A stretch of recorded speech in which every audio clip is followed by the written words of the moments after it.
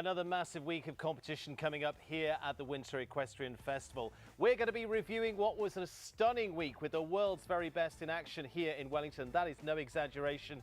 It included the Olympic champion, the world #1, and a whole host of the world's top 10 taking the gloves off and doing battle. This week, we see even more as we head across to the field for the Mars Equestrian Grand Prix. And of course, it's the big giveaway this week as well as we head into the Fidelity Great Charity Challenge. Lots of fun, top-class sport, all to be reviewed and previewed here on WEF Weekly.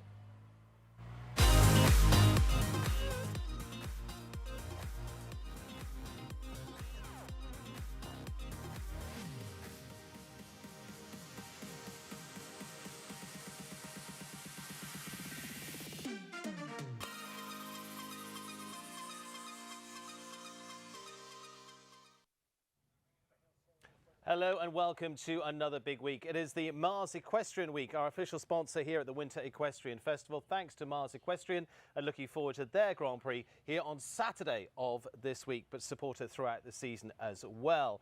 So we also welcome you to the week of the Great Charity Challenge presented by Fidelity as well. Fidelity Investments helping clients grow, preserve and manage their wealth. Learn more at fidelity.com/wealth and Fidelity Brokerage Services. Also, our big thanks to Dodd Technologies supporting our live streaming throughout the season as well. An industry leader in creative design and technology support services for sports, entertainment, corporate and special events. Visit us at online at doddtechnologies.com. And also our thanks to the USEF, the also supporting sponsor of our live stream as well, in part with support of the US Equestrian Federation and the USEF network as well, bringing you all the big competitions each week and of course WEF Weekly too. Well, delighted to get into what's known as week 4 around here. As they say, the sun is out. And thankfully, we have returned to normal service. The cold has drifted away and we're back up into lovely, warm, sunny temperatures. But last week was full of hot competition. And that is no exaggeration as we take a little look at what happened on last week's big showdowns, including the NetJets Grand Prix, which was our big Saturday night class as well. None other than Christian Kukuk and Checker 47, winners of the Rolex Grand Prix here in Wellington, but also a little more notably after that too, went on to be the Olympic champions in Paris. The Paris Olympic gold medalists riding away with the first big 4-star Grand Prix, and holding some account there were some big names as well, including Ben Mayer and Nina Mallevaey for our top 3 there as well. And our top 6 completed by Emily Conter, by Alex Granato and Dara Kenny in the showdown for that $215,000 NetJets Grand Prix. More on that in a few moments' time. Lots of big competitions throughout the week to review too. And on Sunday, it took us to our Florida Coast Equipment 2-star Grand Prix. Jacob Pope and Highway, a fabulously established combination now. They've jumped on Nations Cup for Team USA before now over in Europe, including a winning one out in Denmark. Number of big Grand Prix wins also at Traverse City as well, but here in Wellington and establishing another win here onto the Sunday afternoon as we were getting into the sunsetting close of week 3. So Jacob Pope at the top, just holding off the battle brought to him by Jessica Springsteen and Naomi. Gabby Reuter finishing in 3rd for Chile, Wilton Porter top 4, Bailey McKeever top 5, and Jenny Rankin of Ireland completing the top 6 there. So we're going to review a little of that and also establish what's coming up and the lives of some of our riders here at Wellington as well. So it is delighted to say a very good afternoon to my 3 guests this week. Let's start with Kelli Cruciotti-Vanderveen, not only trainer, not only top class rider, but also commentator with me last week as well. Kelli, from your point of view, fantastic week to enjoy. I had lots of fun with it, I'm sure. No, for sure. It was such a pleasure to commentate with you on Saturday night, and it's been a busy circuit so far, but we're just getting started and geared up and excited for the rest of it. Irish international, Nicky Galligan. Nicky, good week for you last week as well. It's been a good few weeks here establishing, we're going to talk about your horses a little later, but enjoying yourself so far, back as I say in the sunshine? Yeah, it's nice for normal service to resume and a little bit of sunshine back out. Thanks for having me here today, and yeah, been a nice start to the season so far. Nina Mallevaey of France. Nina, welcome. We saw you last year here competing. Good start this year with top 3 in that NetJets Grand Prix. You must be delighted. Yeah, I'm really happy. I'm really happy to be back in Wellington and to have a good result as the first big Grand Prix here. I'm really looking forward to the season here. Good, excellent. So we're going to take a little of that in review as well. Let's take a little look at all of last week's big competition, a little montage of who were our big winners, because it was absolutely stacked throughout the week, and that included a brilliant run from the world number one. Jessica Springsteen, as well, as I mentioned in there, was in action as the top two in our two-star Grand Prix to close out the week. And taking it back further into the week, Mark Bloom, an amazing week for him as he finished in the top three on more than one occasion throughout. And also to those in the frame, Henrik von Eckermann started off with the WEF Challenge Cup win on Glamour Girl to kick things off, but then followed it up in the Hermes Classic on to Sunday, and then completing there with Christian Kuckuck and Checker 47, winners of the NetJets Grand Prix there as well. Kelly, you were up in the commentary box with me on Saturday night. We're going to take a little look at the NetJets Grand Prix. We're going to take a look at the rounds of Christian Kuckuck and Checker 47. We established why some of these world-class combinations, the world number 7, are in a different class. Right. And they certainly showed how to do it. Let's take a look at some of their rounds from there, because both rounds one and round two were pretty special indeed, because the way the horse and rider were able to turn up to the fences just showed their great partnership together. No, absolutely. Smooth as fast, and Christian really showed us, like you said, in the first round going third. He made the course look easy, and then in the jump off, he really set the pace and made them really chase him the entire way. And you and I both said it from round one. We didn't think it was maybe slam shut, but it was pretty close. The horse is in great form. Definitely a super way to start the season. You can just see also what amazing balance this horse has and the relationship they have together. It was really special to watch up there. And what you and I were talking about in commentary was the fact he has that ability to turn up a couple of strides away and just have the power there, exactly like that. Yeah, absolutely. Just perfect balance, in sync. The horse knows exactly what he wants when he wants it, and they're talking the same language. That's the big difference. Here, big triple combination that caused a few problems, but the falling fences were spread all over Peter Grant's course, weren't they? No, absolutely. Peter did a masterful job. We had 7 in the jump off, which is really an ideal number. Like you said, every fence on the course fell at least once. I thought the trickier part came at the end. The triple, the B element, really caused a lot of problems, and that backwards face Liverpool. But the great ones really showed us how it's done. Nina also had an amazing first round and jump off. We're going to take a look at that in just a moment's time as well. Into the jump off, terrific battle there with Christian Kuckuck, Ben Mayer and Nina, who's alongside us to talk through hers in just a moment's time as well. Putting the Tokyo Olympic champion against the Paris Olympic champion. Ben was on Anjou at this occasion, but Christian Kuckuck, not much between them in the end, but quite a bit at this level. Ben Mayer 39.29, Christian Kuckuck 37.56. Yeah, I mean, like we said, I think they were neck and neck up until that last combination, and maybe Ben took a little bit of a check to just set the horse up, maybe one stride. And like you said, with this level of competition and at this amazing show, that's kind of the difference, is one balanced stride, one check, and Christian really never let his foot off the gas. And you can see him just really encouraging him on that rollback, and then he just got to sit still all the way home. He got to sit, it just cruised it all the way, as we put it at the time. Fantastic stuff to see them in action, and so early on. We've got the big 5 stars to look forward to over the next few weeks. Next week taking us into the Fidelity 5-star Grand Prix. It gives us a really good teaser of what to expect, doesn't it? For sure. I mean, the level here in Wellington is so high. That's why you see so many of the top riders, #1 rider in the world coming.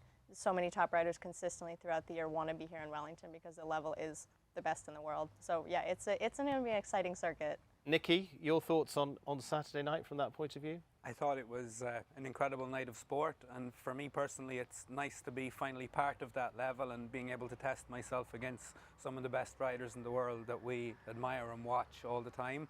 And you know, even seeing the setup to Saturday night, getting to watch those riders work their horses during the week and to learn by watching, like, it's as incredible for me as we talk about for students and for everything else. Like, we learn by watching.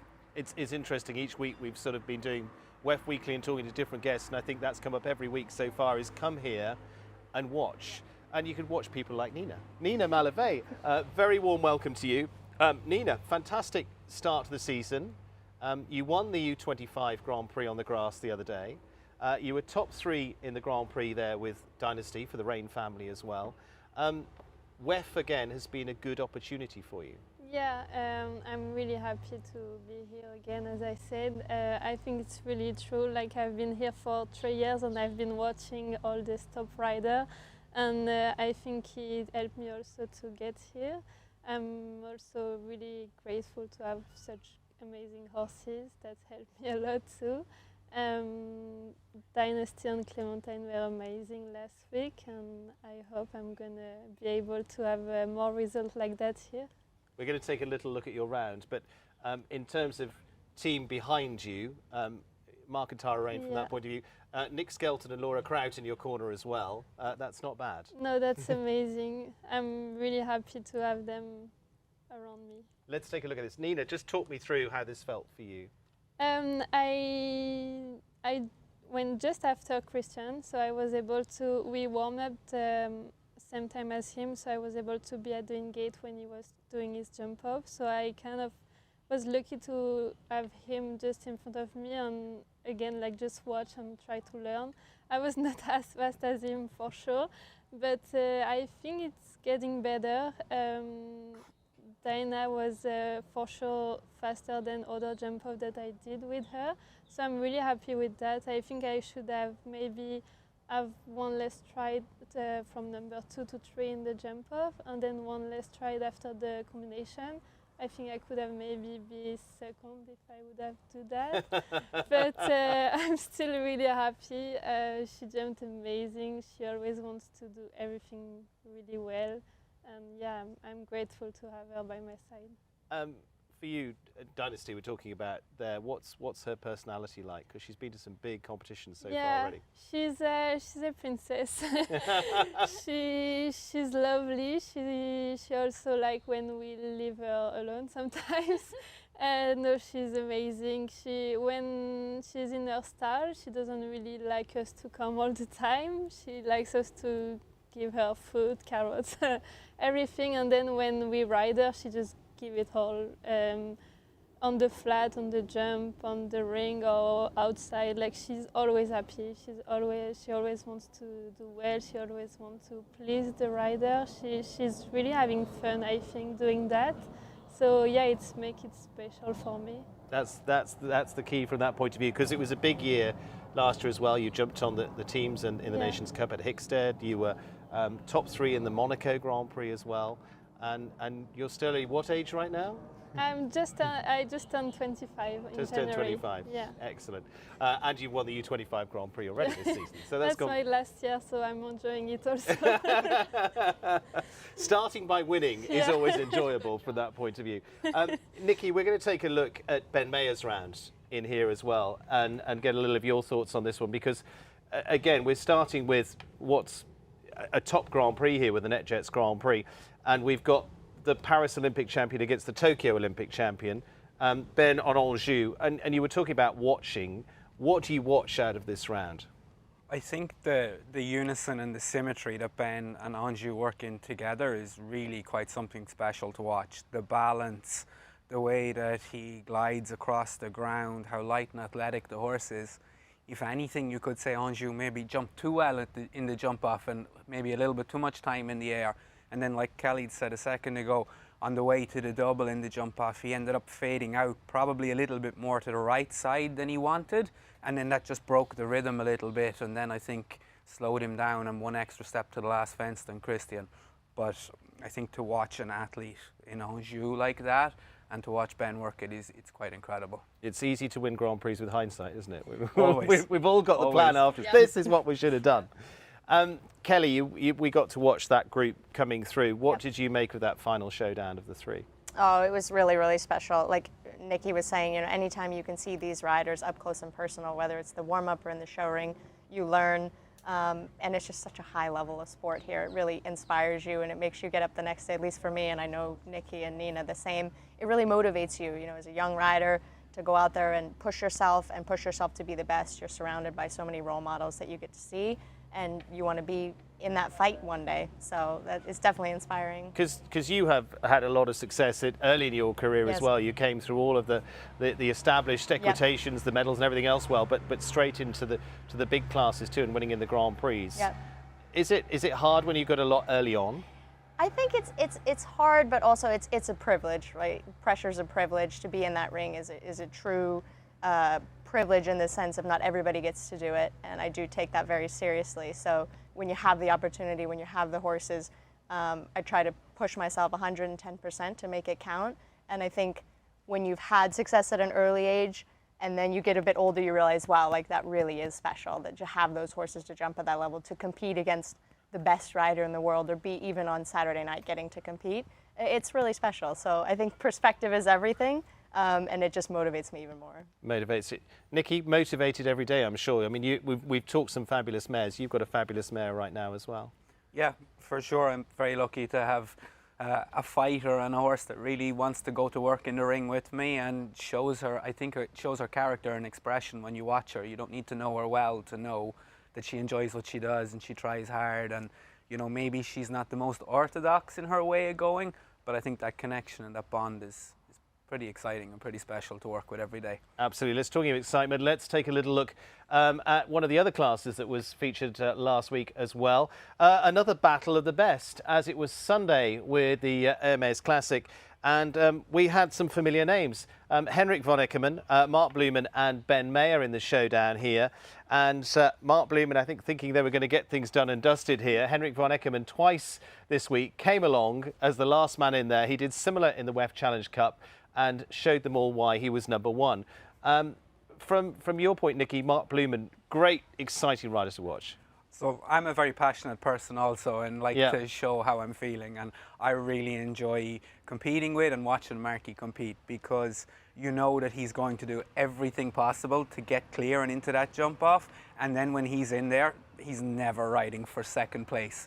So Marky's always so much fun to watch as a bystander, but then to compete against him, it pushes you really to give it all. And let's sort of talk about some of your rounds over the last few weeks and what's established in your career so far. You've had Grand Prix wins with some fabulous horses. Jarvis Miss Jordan, we've mentioned. I'm going to come on to that one in a second. VDL Nikita is the other one that won 2-star Grand Prix here last year. And Yep. as you say, stepping up. Yep. It's a different thing when you're coming in and you've got a limited number of horses to go at the big classes with. Yeah, and I think that's back to what Kelly said there earlier. Perspective is very important, right? I came to America to chase a dream, to ride at the high level. It's always been the thing that's motivated me. You know, it was 12 years ago I came to Wellington for the first time and got to jump my first WEF this 2 weeks ago in WEF 2. So to have a small string, yes, you can always look outside and look at the other riders that have a lot of horses, but you have to remember, take the opportunities that you have yourself and be comfortable with that. So all I can be responsible for are trying to have my horse in the best place to face the task at hand, and try and have the success when we do get the moments. And for you, as you said, getting into the big classes here, you're going to go through, get and establish her into those Saturday nights where you can from that side of things. This is where you find out what you're working with. Yeah, so I said to you last week, we were chatting, that so far she's done everything right to earn the chance, and really you don't know until you put your hat in the ring and you see what you have.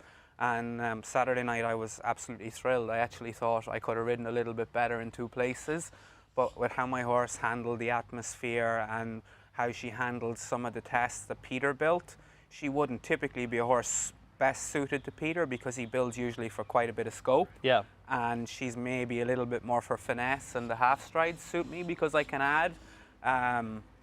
So I was really thrilled with Saturday night. The other horse you've been riding is a new one, Serenade B, for the Caristos from that point of view. Yeah. You top 3 in the opening WEF class. Yep. So Serenade B is really a very new horse to me and to this level. I actually jumped her first ever 140 in Tryon at the end of October. And sitting here today now, she's jumped a couple 150s and jumped clear at 145. She's a little bit older. She's just turned 11, so she's had some worldly experience, which has kind of let us build on nicely. And it's just a horse, the first time I sat on her, I had a great connection with. Felt like I'd ridden her for a couple of years, and we just get along well, and I'm really excited.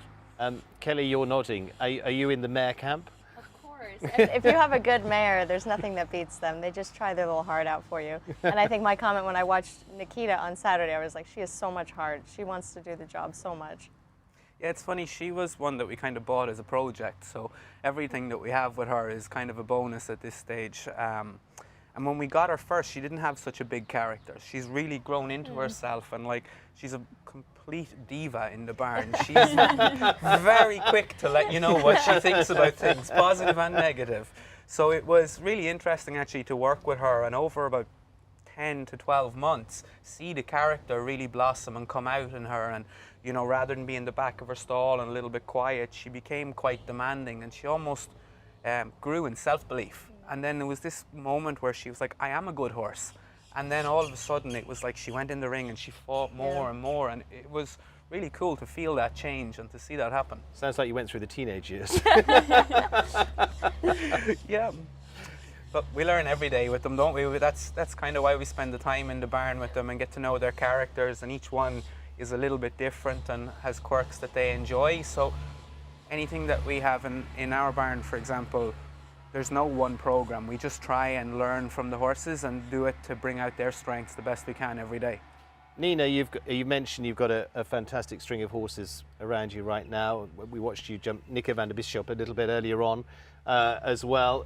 Dynasty in there, and there's many more as well. My Clementine, that you won the U25 on just a week or so ago. We'll maybe take a look at that one as well. Out on the grass, different characters, I assume. Tell us a little bit about Clementine. She's a really, really sweet horse. She also, I think, like all the horses I have, really enjoy their job, I think, and she also always wants to do well. And she loves the fast rounds. She loves the jump out. She loves the speed classes. She's just super careful. She always look for the next fence, and she turns really fast. She always really likes those things, so I enjoy it also a lot with her. When I am in the jump off, I know she's super careful and super fast, so it's always a pleasure to ride her. We often talk about French riders are naturally fast. Do you class yourself as the same? I could be faster sometimes, especially like last Saturday. I trained a little bit with Julien Epaya, and I think it also like taught me some good things. Yeah, he's quite fast. Yeah, and he told me something. He told me if you think that you're fast, go faster. And I think that's actually true, because now like everyone is so fast, and every classes go like crazy fast to win. It's like harder and harder. So yeah, I think it's a good trick to remember to try to go faster. And how does a horse, we've talked about Clementine, we talked about Dynasty in there, compare to say Nicky that you were jumping today, that's been an established Grand Prix horse? Yeah, they are all amazing. And I think it will be also, they are not the same type of horses, and I think it's easier also to go fast with Clementine, who is really like those like kind of speed horses. Yeah. And with Dinah and Nicky, it's a bit harder because they are more a bit like slow, big mover. But yeah, I'm trying to figure it out how to be faster with them too. And they're just amazing. I mean, I'm so grateful to have them all. It feels like a dream every day. And if you would have told me that like 1 year ago, still I wouldn't believe it. So I really enjoy it every day. And for people that don't know your background, did you start in ponies? Did you do all? Yeah, I'm not from a equestrian family, so my parents were always supportive, and my dad really loved the horses since he's a kid too. So he had like a horse as like a passion for fun. Yeah. He was like competing amateur, like 120, something like that.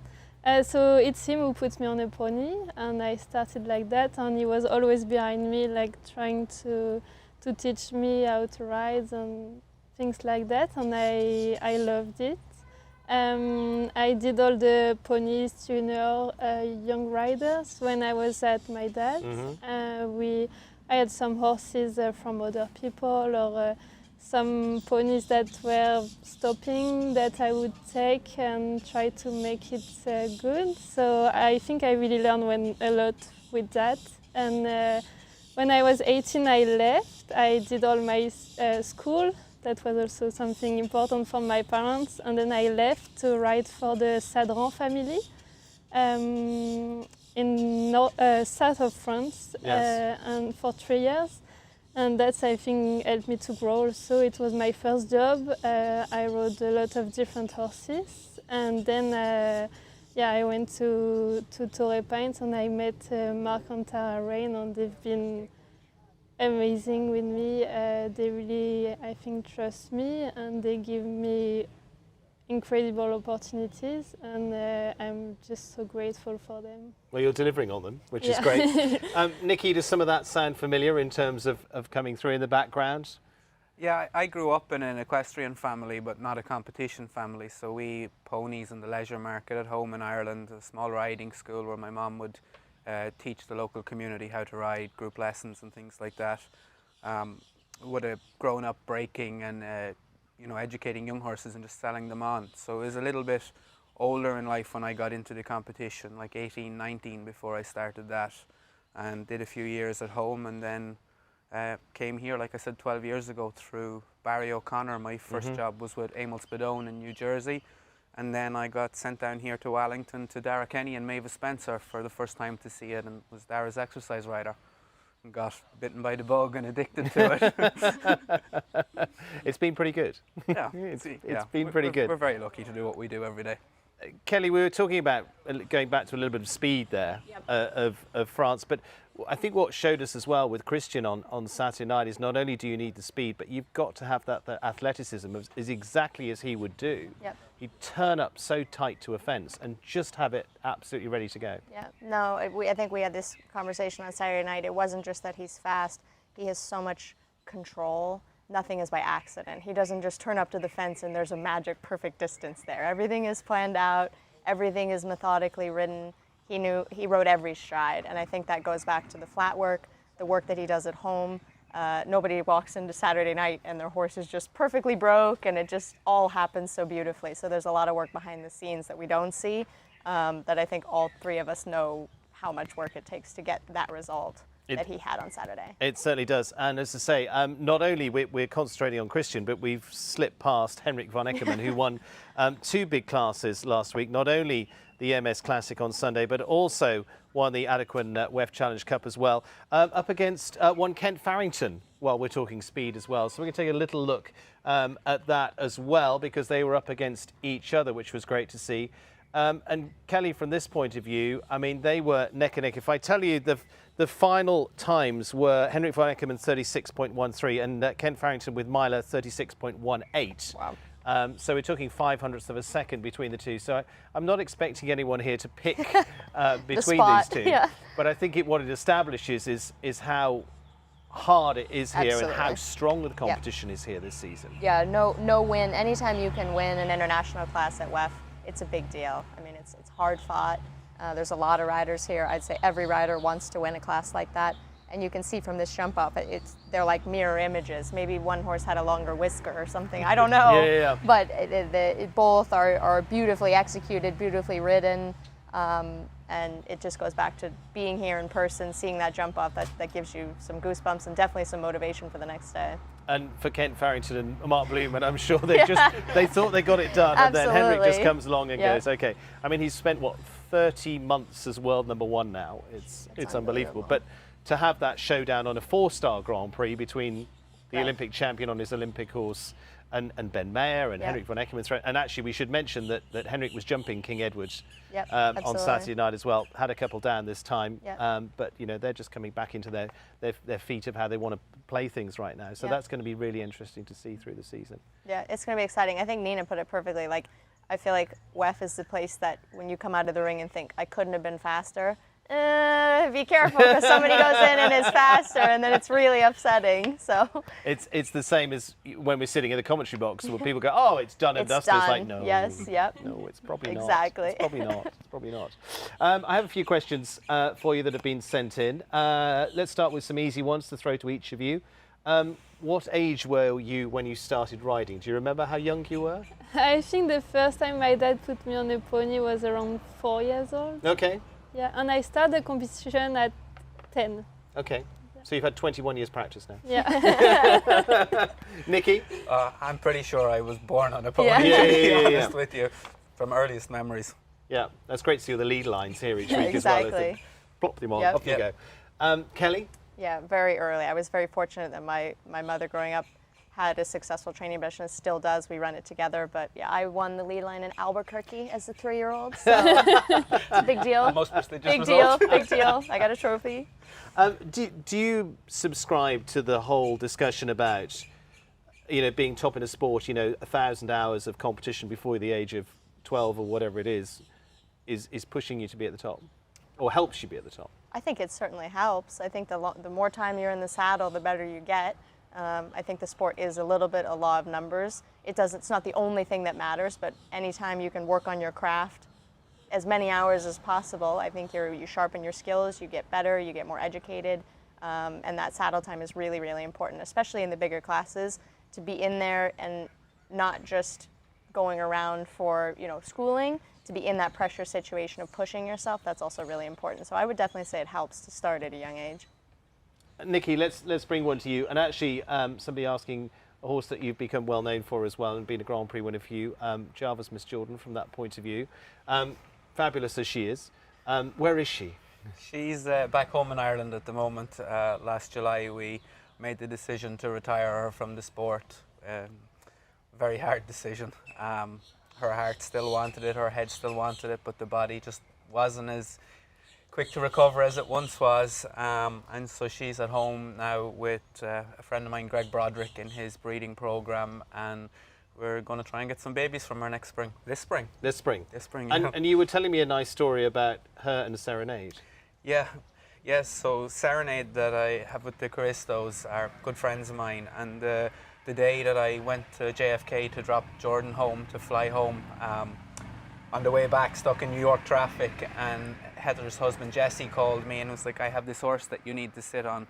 And I was quite emotional, to be quite honest, and not in a great mood. And he's a good enough friend to say, no, you need to get out of your own way and do what I'm telling you and sit on this horse. And so we went forward and back a bit, and I said, okay, if you bring it to me, I'll sit on it. And he brought it down, and there was a pole on the ground in the arena at home, and I trotted around the ring once, trotted over the pole. I looked up and I went, you can leave, she can stay. And it just, from the first time, felt like a horse that I'd ridden. Like, Yes. if I closed my eyes, there's so many traits in Serenade that remind me of Jordan. So there's a very special connection there, and it feels like she's kind of living on with her. Excellent. That's good. That's what it's all about. Good lives, the next generation. Quick one from all of you. What does the average day look like for Nina right now? What does your day look like? Up early, obviously. Yeah, it depends of the competition too, the classes, but yeah, I think I wake up around 6:30, and I will be at the barn around 7:30 or earlier. And then I ride my 7 horses during the day. I go a lot outside if I can. There's a big polo field next to the barn, so I enjoy going there. And yeah, if there's competition, I just adapt the schedule to that. And I like also to take times to ungrass them or help with the groom. Yeah, my day is at the barn. Excellent, good. And I'm sure, knowing him, Nick Skelton, whatever time you get there, he's up before you. Yeah. You can't beat him. Trust me, don't even try. Nicky, from your point of view. Yeah, a little similar to Nina's. Start early in the barn and kind of spend some time with the whole team, horses, humans, everything. We try, if we're showing, to do as much at home before we come over to the horse show, kind of to have that squared away. And then, like that, we live quite close to the horse show here, but have access to all the canals and the trails. So once our horses are fit and going, really we spend most of the time on the canals, keeping them mentally and physically as happy as possible. And you're training as well. You've got Stella Buckingham in the U25s and so forth. Yeah, so Stella has been with me now for 2 years. It's been very fun to watch her develop and kind of come out of the equitation and into the jumpers more seriously, transition from California to the East Coast. and it's it's really enjoyable to help shape the horse person and the human that she's becoming, and I'm quite proud of her. Excellent, and she's enjoying herself, no doubt. Yeah, most important is to have fun, right? There's good days and bad days no matter what we do, so we can control having a smile and take it on as it comes. Kelly, I know you're going to be wearing 20 hats during the day. What does it look like? Yeah, the days here are very busy and very long because we're not just juggling also the show. We're based in Florida year-round, so we have our full-time business here. So the days start very, very early. We do hunters, jumpers, equitation, and everything in between. So the day is a lot of riding myself, but also a lot of coaching, a lot of training students, going to different farms. We have a few clients that have their own farms, so we're not just at our farm, we're going to their farm, as well as organizing the horse show. So it's a full juggling effort, but I'm really, really grateful to have the team that we do between my mother, Cindy, and my godmother, Kelly, who also runs the business with us. So it's a group effort. It's not just me. Excellent. Final question to throw to each of you.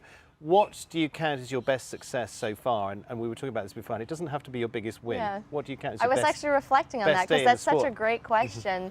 I've been very fortunate to have many big wins and successes, but I would say my biggest accomplishment is being able to do what I love with my family and being surrounded by so many amazing people that push me to be the best version that I can be and inspire me every day. So that'd be my biggest accomplishment. Excellent. Nicky?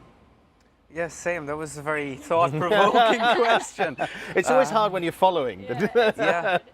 You think about the results. I won the Grand Prix qualifier in the Hamptons and won my first Longines watch a few years ago. It was right after COVID and things had kind of got back going.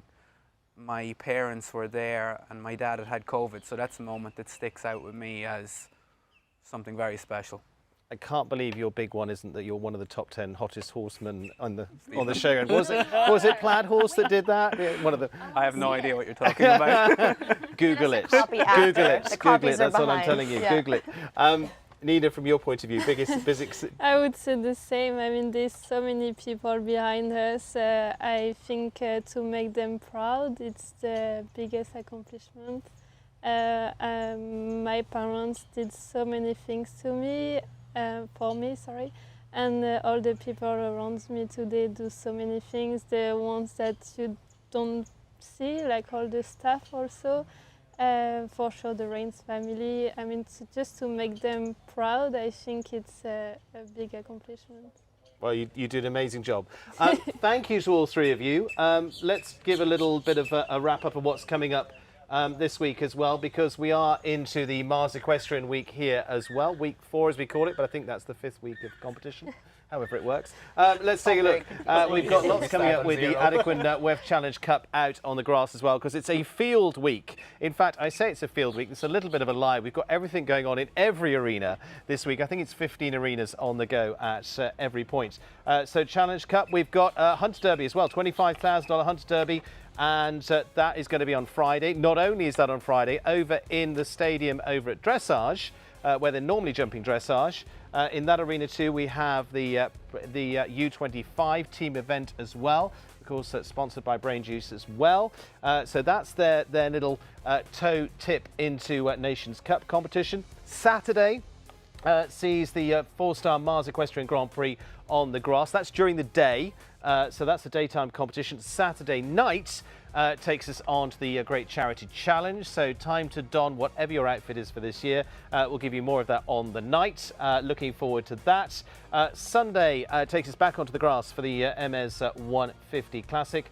And that is going to be wrapping up the week down there, alongside, of course, our big 2-star competitions throughout the week as well. We're on the Derby field, we're out at the Grand Hunter rings, we're doing everything from itty-bitty jumpers to the rusty stirrup. You can come and see all of it here at Wellington International, and you can watch the majority of it on wellingtoninternational.com and the USCF network as well. Thank you to my 3 guests. Thank you, Kelly. Thank you for having me. Thank you, Nicky. Thanks very much. Thank you, Nina. Thank you. Great job and well done last week. Looking forward to seeing them all in action over the next few weeks as well. And that brings us to a close for this episode of WEF Weekly. Thank you very much for joining us. Thank you to all our sponsors throughout as well as part of Mars Equestrian. Big week as well. Join us over the next few days. A packed week here in Wellington for Mars Equestrian Grand Prix Week.